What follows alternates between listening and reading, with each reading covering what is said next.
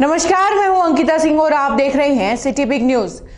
नगर निगम चुनाव घोषित होने के बाद से ही बीजेपी शहर के हर वार्ड में दौरा करके वहां उपस्थित सभी लोगों से मिलकर बीजेपी के पक्ष में मतदान का अनुरोध कर रही है।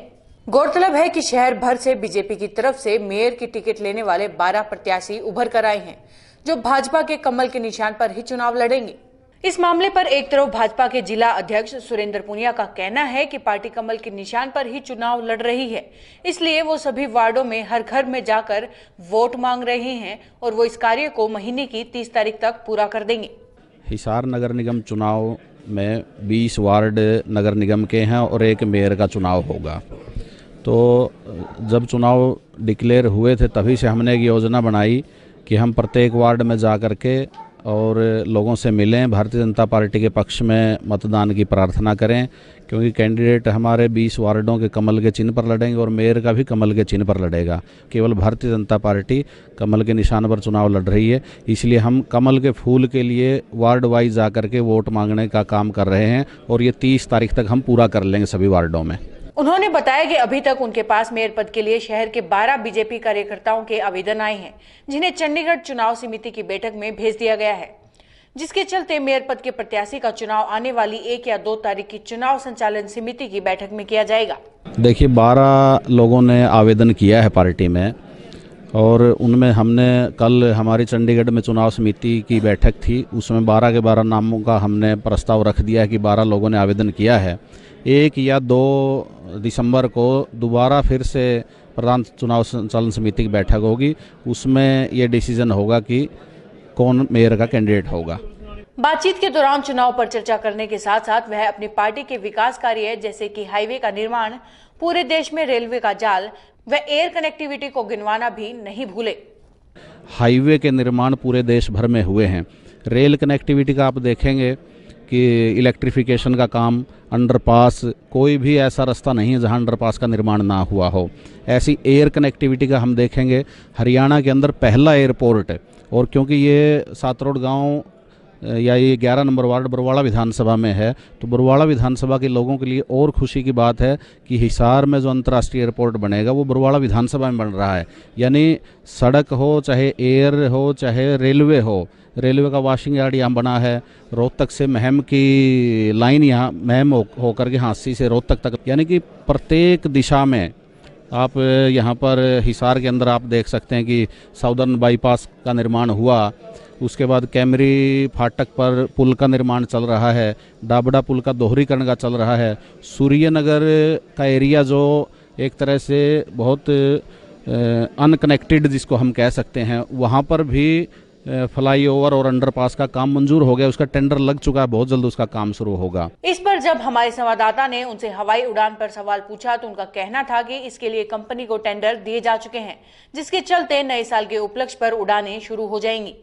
उसमें क्या दे रही है? उसमें कुछ कंपनियों से टेंडर मांगे गए हैं, उन्होंने टेंडर अप्लाई किए हैं। मुझे लगता है कि नया साल जो हमें 1 जनवरी के बाद उसमें से यहाँ से हवाई जहाज शुरू होंगी। उसके अलावा यहाँ कार्गो और मेंटेनेंस का काम होगा बहुत बड़ा। आप देखते होंगे जब यहाँ से निकलते होंगे कि हैंगर बन चुके हैं जहाँ हवाई जहाज रिपेयर होंगे, तो कार्गो और मेंटेनेंस का जब होगा उसके बाद यहाँ के लोगों को बहुत रोज़गार मिलेगा। 20-30 हज़ार लोगों को यहाँ से रोज़गार मिलेगा, क्योंकि होटल आएंगे, यहाँ इंडस्ट्री आएगी, लोग आएंगे, तो उससे एक बहुत बड़ा विकास में एक जो पंख हम कह सकते हैं हिसार को लगेंगे।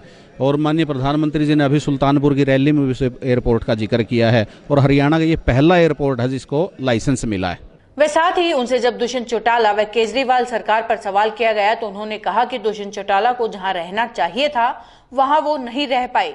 अब दाएं बाएं जाने से या गठबंधन करने से हरियाणा की राजनीति में उनका कोई प्रभाव नहीं पड़ेगा।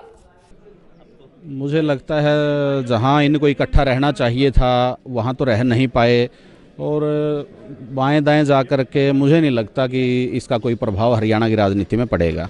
वहीं एक तरफ जहां भाजपा के जिला अध्यक्ष सुरेंद्र पुनिया ने मेयर पद के दावेदारों के प्रत्याशियों के नाम पर रोशनी डाली, तो दूसरी तरफ प्रधानमंत्री नरेंद्र मोदी का गुणगान करते हुए कहा कि नरेंद्र मोदी ने देश के लोगों में नई उम्मीद जगाई है, रिश्वतखोरी को खत्म करके उन युवाओं के लिए रोजगार की सुविधा मुहैया करवाई है जो इसके असल हकदार हैं। 12 लोग हैं, उनमें से कौन कौन हैं जो कि दौड़ में? 12 लोग में हमारे रेखा एरन जी हैं, गौतम सरदाना जी हैं, भीम महाजन जी हैं, संदीप गोयल जी हैं, सुभाष ढिंगड़ा जी हैं, सुभाष मल्होत्रा जी हैं, अपने मीनू भूटानी जी हैं। ऐसे कुल 12 लोग हैं, रविंद्र शोराण जी हैं। तो ऐसे करके 12 लोगों ने आवेदन किया है। इनमें से प्रदेश चुनाव संचालन समिति तय करेगी कि मेयर का चुनाव कौन लड़ेगा। अभी तक कौन-कौन से वार्ड में आप गए और लोगों का किस तरह का रुझान है? अभी तक हम ये 7वें वार्ड की बैठक है, अलग अलग वार्डों में गए हैं। तो बहुत उत्साह का वातावरण भारतीय जनता पार्टी के पक्ष में है, क्योंकि पिछले 4.5 साल में जो काम भारतीय जनता पार्टी ने किए हैं, नरेंद्र मोदी जी ने एक उम्मीद जगाई है देशवासियों के मन में कि भारत भी दुनिया का नेतृत्व कर सकता है। दूसरा, जो हरियाणा में मेरिट आधारित नौकरी दी गई योग्यता के आधार पर, पिछले सरकारों में हम देखते थे कि नेताओं के बच्चे या रिश्तेदार ही केवल नौकरियों पर लगते थे। आज योग्यता आधारित जो नौकरियों का काम माननीय मनोहर लाल जी ने किया है, उसके कारण युवाओं में बहुत उत्साह है। उनके मन में एक चीज़ आई है कि हम पढ़ेंगे तो नौकरी मिल जाएगी। आज गरीबों के बच्चे HCS लगे हैं, नहीं तो आप पिछली लिस्टें उठा करके देख लो, मंत्री और नेताओं के भाई भतीजे रिश्तेदार ही नौकरियों पर लगते थे HCS में। हमारे यहाँ रिक्शा चालक का बेटा HCS लगा, एक नाई का बेटा HCS लगा। तो गरीब व्यक्तियों की सुनाई सही मायने में इस सरकार में शुरू हुई है। इसके अलावा जब हमने हिसार के विधायक डॉक्टर कमल गुप्ता से बातचीत की तो उन्होंने बताया कि उनकी तरफ से हर वार्ड की मीटिंग करने के लिए 20 वार्डों के 20 संयोजक बनाए गए थे, जिसके परिणामों को देखते हुए उन्हें इस बात का पूरा विश्वास है कि इस बार उनकी पार्टी का प्रत्याशी ही मेयर बनेगा। नगर निगम चुनाव को लेकर अलग अलग आप लोगों के दौरे चल रहे हैं, किस तरह का रिस्पॉन्स मिल रहा है पार्टी को? जैसा रिस्पॉन्स हिसार के नगर निगम के चुनाव और जिसमें स्पेशली मेयर का डायरेक्ट चुनाव किया और 20 पार्षदों के चुनाव, इसमें हमने 20 संयोजक बनाए और वो संयोजकों को कहा कि वार्ड की मीटिंग कराओ। हमारी एक वार्ड की मीटिंग में 500, 600, 700 इतने लोग आ रहे हैं। इतने लोग कभी भी पहले मैंने किसी भी इलेक्शन में, चाहे वो विधानसभा का हो चाहे वो लोकसभा का हो, ऐसा रिस्पॉन्स मैंने नहीं देखा। हमारा मेयर निश्चित है और हमारे काफ़ी पार्षद भी बीजेपी के फूल पर जीत कर आएंगे, इसमें कोई संदेह नहीं है। मेयर पद के साथ ही पार्षद पद की दावेदारी का जिक्र करते हुए भी उन्होंने कहा कि पार्षद पद का चुनाव भी कमल के निशान पर ही लड़ा जाएगा। वह उन्हें उम्मीद है कि शहर में सबसे ज्यादा पार्षद बीजेपी के ही होंगे। जैसे बीजेपी के मेयर पद के दावेदार बहुत सारे हैं, बहुत सारे लाइन में हैं, तो कब तक घोषणाएं होंगी? कितने? ये तो अच्छी बात है और सबके अंदर बड़ा सद्भाव है। किसी भी पार्टी में, मैं गुजरात में एक मानावदर सीट पर गया था विधानसभा की, वहाँ 24 दावेदार थे, लेकिन टिकट एक को मिली, बाकी 23 ने उनका साथ दिया। इसी प्रकार यहाँ पर सब लोग एक कंपटीशन में हैं। ये अच्छी बात है। किसी भी पार्टी में अधिक दावेदार होना उस पार्टी के एक हेल्दी साइन की बात है। हम जिसको भी पार्टी टिकट देगी, यहाँ की जनता कमल के फूल को चुनेगी और उसको सफल बनाएगी। कब तक घोषणाएं करेंगे पार्टी के? आपको बता दिया जाएगा। अपने आसपास के सभी ऑनलाइन अपडेट्स के लिए देखते रहिए सिटी बिग न्यूज। नमस्कार।